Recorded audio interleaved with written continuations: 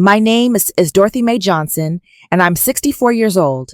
And on July 15th, 2023, I stood in front of 200 of my family members at our reunion in Shelby Farms Park with a USB drive in my hand that contained 3 years of recordings that would destroy my son's life. But first, before I tell you how I got here, where are you watching from today? Memphis like me? Atlanta? Detroit? Houston? Comment your city below because this story needs to be heard everywhere, especially if you've got grown children who think you're too old to know when they're stealing from you. That morning started like any other reunion morning.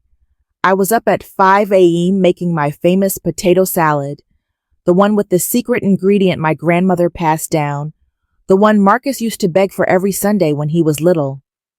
My hands shook as I diced the potatoes, not from age like my son had been telling everyone, but from knowing what I was about to do. The USB drive sat on my kitchen counter next to the paprika, looking so small for something that held so much pain. 3 years, baby. 3 years of my own child and his wife, Brittany, plotting against me like I was some stranger standing between them and a payday, instead of the woman who worked double shifts in Memphis General's cafeteria to keep a roof over his head. You see, it started so small I almost missed it. That's how they get you when you trust them with your whole heart.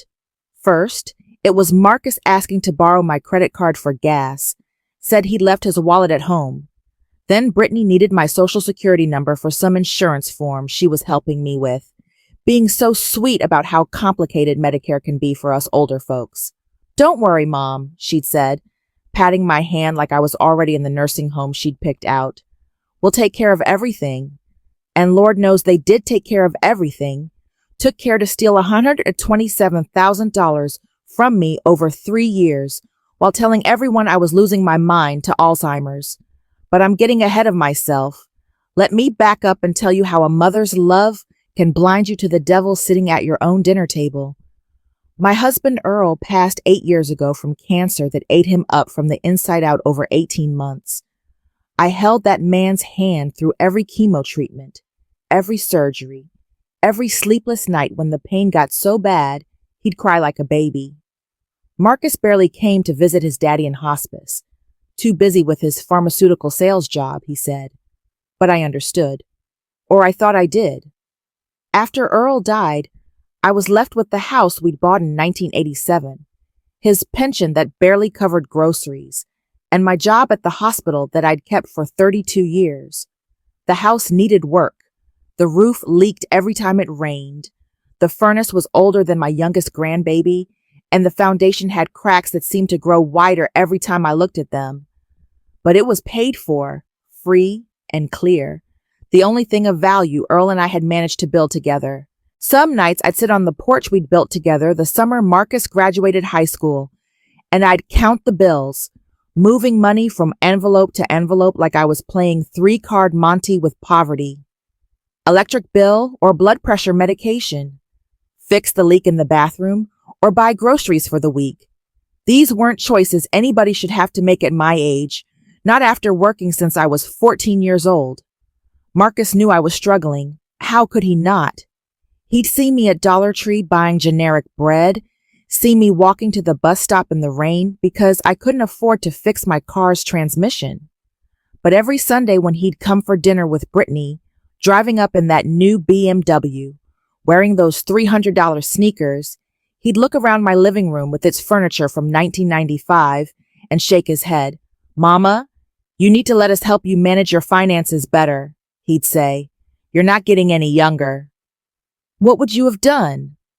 When your child, who you birthed after 23 hours of labor, who you taught to tie his shoes and say his prayers, who you sent to Morehouse even though it meant eating ramen noodles for 4 years straight, when that child offers to help, you don't think he's setting you up. You think maybe, finally, all that sacrifice is going to mean something. The first sign something was wrong came in February 2021. I was at the Kroger trying to buy some chicken that was on sale when my card got declined. Now, I keep track of every penny, always have. My envelope system hasn't failed me in 40 years of managing a household. I knew I had $247 in that account because I checked it that morning. The young cashier, bless her heart, looked at me with that pity look people give old black women when they think we can't afford our groceries. I paid with cash from my light bill envelope and went straight to the bank. Mrs. Johnson, the teller said, pulling up my account, there was a withdrawal yesterday for $1,800. See, it was done online. My stomach dropped to my shoes. I don't even know how to do online banking. Earl and I never trusted computers with our money. But when I called Marcus, panicked, he just laughed. Mama, you asked me to transfer that to your savings, remember? We did it together on Tuesday when I came by. You said you wanted to start an emergency fund. I didn't remember any such thing, but he sounded so sure, so patient, like he was talking to a child. Brittany got on the phone too. Mom, this is why we're worried about you. You've been forgetting a lot lately. Maybe we should get you checked out. That planted the first seed of doubt. Not in them. Lord, I wish it had been. But in myself. Was I forgetting things? My grandmother had dementia in her final years. Maybe it was happening to me too. I started writing everything down, keeping a little notebook in my purse, checking it 3 times a day to make sure I hadn't forgotten anything. Sister Gladys at church was the first one to notice something was off. We were at Wednesday night Bible study, and I mentioned I couldn't afford to contribute to Pastor William's anniversary offering. She pulled me aside after, her voice low. Dorothy, honey, didn't you tell me last month that Marcus was helping you with your finances? Why are things tighter now? I made excuses, said something about unexpected expenses, but she grabbed my hand with both of hers. My daughter tried something similar with me last year. Started small, just helping with bills. Then suddenly I was getting notices for accounts I never opened. You be careful, hear me? That night I went home and did something I'd never done before. I went through Marcus's old room, which he still used as an office when he visited. I found a folder hidden behind some old yearbooks, and what was inside made my blood run cold. Credit card applications in my name, some approved, some pending. A loan application against my house for $45,000. Insurance claims for a medical equipment I'd never received. And a brochure for Sunset Gardens Memory Care Facility with notes in Brittany's handwriting. $6,000 a month. Medicare covers partial after 90 days. House sale should net $180,000 minimum. My baby boy, the one I'd sung to sleep with hymns, was planning to put me in a home and sell everything Earl and I had worked for. But here's the thing about being a black woman who survived 64 years in this world. You learn not to react right away. You learn to gather your facts, build your case, because nobody's going to believe you over a successful pharmaceutical sales rep and his real estate agent wife. So I did what Sister Gladys suggested. I started keeping records. I bought a little recording app for my phone, the kind that looks like a calculator. My grandson Terrell had shown me how to use apps when he visited last Christmas, though he thought I was just playing word games. Every conversation with Marcus and Brittany I recorded. Every Sunday dinner where they'd casually mention my confusion or suggest I seemed tired lately. I had it all on tape. Comment below if you've ever had to investigate your own family. It's a special kind of heartbreak, listening to your child lie to your face while you smile and pass the cornbread. 3 months into my investigation, I discovered the worst of it. Marcus had been telling the entire family I had Alzheimer's. My daughter Keisha called me crying one day, saying Marcus had told her I'd been diagnosed, but was in denial about it. My son Jerome Jr. started treating me different, speaking slower, explaining things twice. Even my cousins at the beauty shop were whispering when they thought I couldn't hear. Poor Dorothy, I heard Cousin Linda say while I was under the dryer. Marcus says she doesn't even remember Earl dying sometimes. I wanted to jump up and scream that it was all lies, but I kept quiet. Let them think what they wanted. The truth always comes to light. My grandmother used to say, and I was going to make sure it shone bright as the Memphis sun in August. The breaking point came in May 2023. Marcus called a family intervention at my own house. Didn't even ask. Just showed up with Keisha, Jerome Jr., Brittany, and Brittany's mother, who'd never liked me anyway. They sat me down in my own living room, on the couch Earl and I had saved 6 months to buy, and told me it was time to face reality. "Mama," Marcus said, holding my hands like he actually cared, "we've consulted with specialists. The confusion about money, the paranoia about people stealing from you, the forgetfulness, these are all classic signs." Brittany pulled out a folder thick with papers. "We've already started the application process for Sunset Gardens. They have a wonderful memory care unit, and they're expecting you next month. And don't worry about the house," Marcus added quickly. "We'll handle the sale and make sure the money goes toward your care." I looked at my other children, searching their faces for doubt, for loyalty, for anything. But they just looked sad and resigned. Keisha was crying. Jerome Jr. wouldn't meet my eyes. "After everything I sacrificed," I said, my voice steady as the rock of ages, "after walking to work in the snow when the car broke down so you could have basketball shoes, after choosing between my insulin and your college application fees, after holding your daddy's hand while cancer ate him alive and you couldn't be bothered to visit, after all that, this is what you do to me?" Marcus's face didn't even flinch. "See? This is what we're talking about. These false memories, this persecution complex. Mama, you need help." That's when I knew I couldn't wait any longer, but I also knew I needed one more piece of evidence, something so undeniable that even the family members who wanted to believe Marcus couldn't deny it.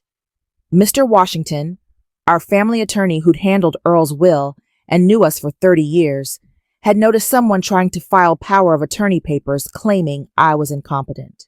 "Dorothy," he said when he called me, "this signature isn't yours. I've seen your signature on dozens of documents. This is forgery, plain and simple." He had a nephew who was a detective with Memphis PD, Detective James Washington, who specialized in elder abuse cases. When I met with him and showed him my folder of evidence, 3 years of recordings, forged documents, fraudulent insurance claims, credit cards I never opened, he whistled low and long. "Mrs. Johnson, this is one of the most comprehensive cases of elder abuse I've seen. Your son and daughter-in-law aren't just stealing from you. They're systematically destroying your credibility so no one will believe you when you finally speak up." He helped me set up a hidden camera in my living room, completely legal since it was my own home. And that's when we caught the smoking gun. It was a Thursday evening. Marcus and Brittany thought I was at choir practice, but I'd left early with a headache and parked around the corner. They let themselves in with the key I'd given them for emergencies and stood in front of my mirror in the hallway, practicing. "When she's gone," Brittany said, fake tears streaming down her face, "we'll say we tried everything to keep her at home, but the Alzheimer's just got too bad." Marcus practiced his own tears, and I swear on Earl's grave they actually laughed about it. "The family reunion is perfect," he said. "We'll announce that she needs full-time care. Everyone will support us after seeing how confused she's been.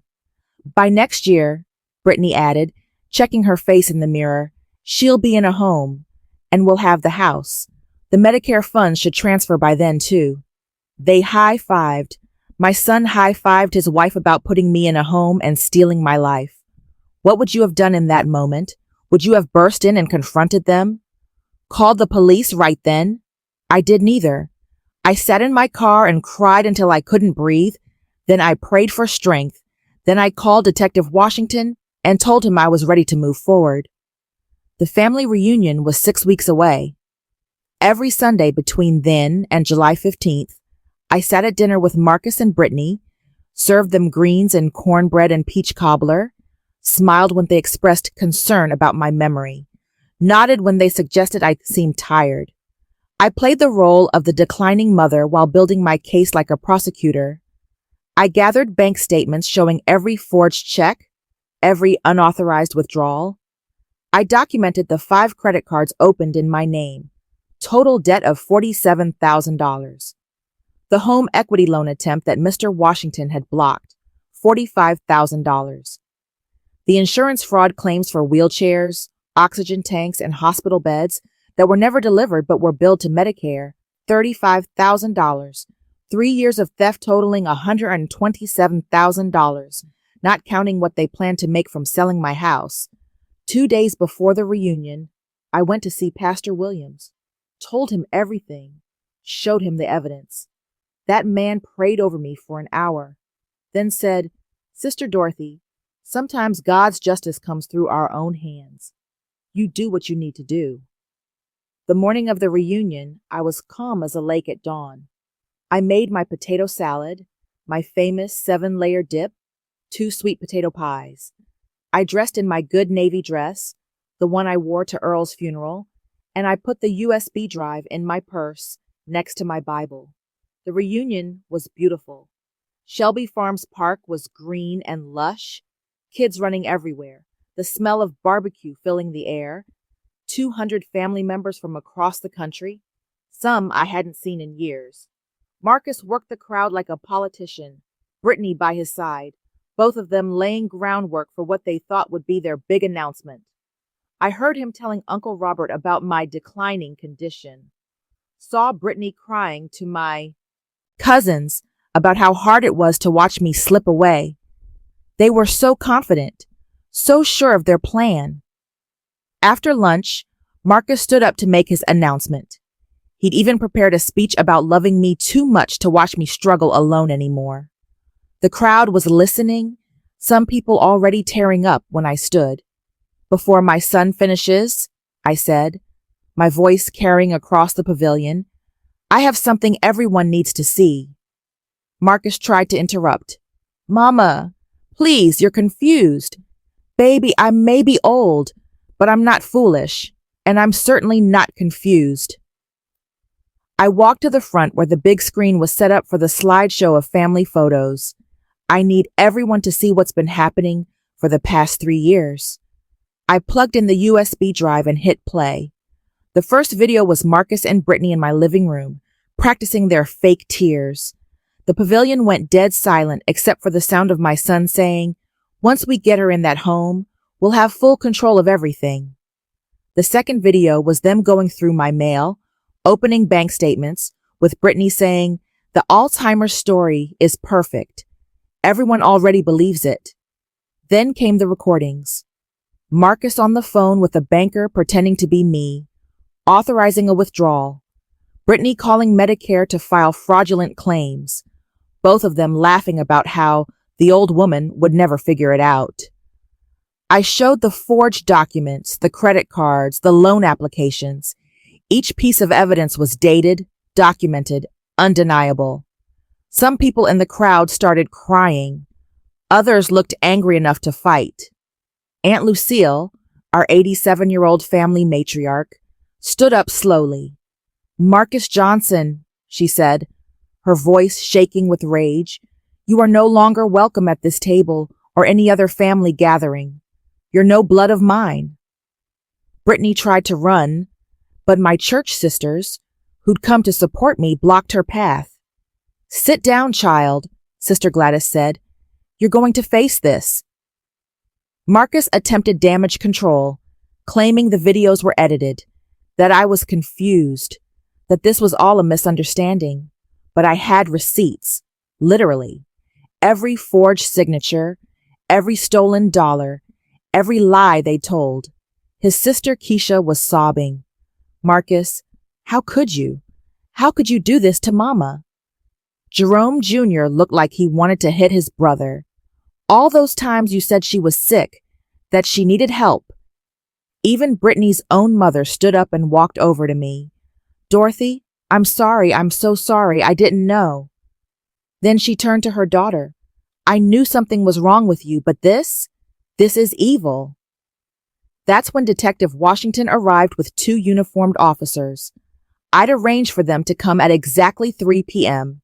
They arrested Marcus and Brittany right there at the reunion, in front of everyone, for elder abuse, identity theft, fraud, and forgery.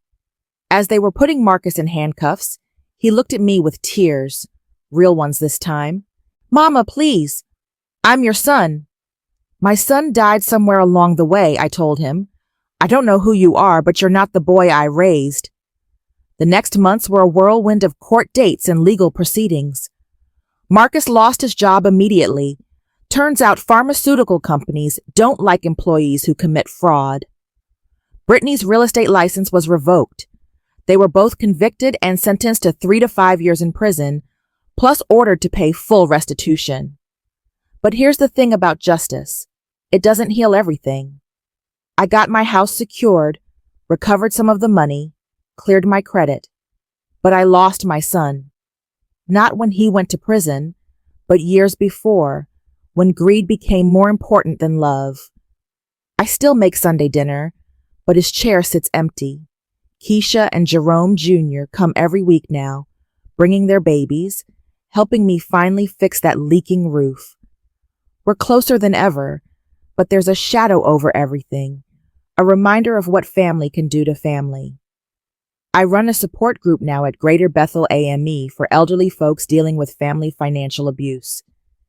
Every Wednesday night, we meet in the church basement, share our stories, offer resources. You'd be surprised how common this is. Or maybe you wouldn't. Maybe you're living it right now. If you're watching this and someone in your family is trying to convince you that you're losing your mind, that you're too old to manage your own affairs, that you need their help with your finances, trust your gut. Document everything. Record conversations if your state allows it. Keep copies of all your financial statements. And don't be ashamed to ask for help from someone outside the family. The Elder Abuse Hotline is 1-800-677-1916. Write that down. Save it in your phone. Share it with someone who might need it. I'm 64 years old, and I work every day at that hospital cafeteria, serving lunch to doctors and nurses and patients' families. My knees hurt, my back aches, and some days I'm so tired I can barely stand. But I'm free. My mind is clear, my house is mine, and the truth is out there for everyone to see. Marcus gets out of prison in 2 years. I don't know if he'll try to contact me. Part of me hopes he does, so maybe I can see some remorse, some understanding of what he did. But part of me hopes he doesn't, because I don't know if my heart could take looking at his face and seeing the stranger he became. Brittany divorced him while they were both in prison, each blaming the other in court.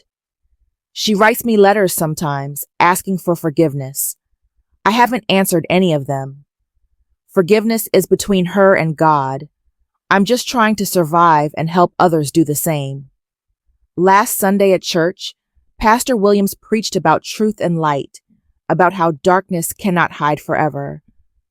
I sat in my usual pew, the one Earl and I shared for 20 years, and I thought about that USB drive, so small but holding so much truth. I thought about my grandmother's words about light always finding a way. If you've made it this far in my story, bless you.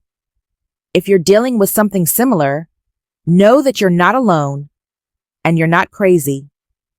They want you to think you are, but you know your truth. Hold on to it. Document it.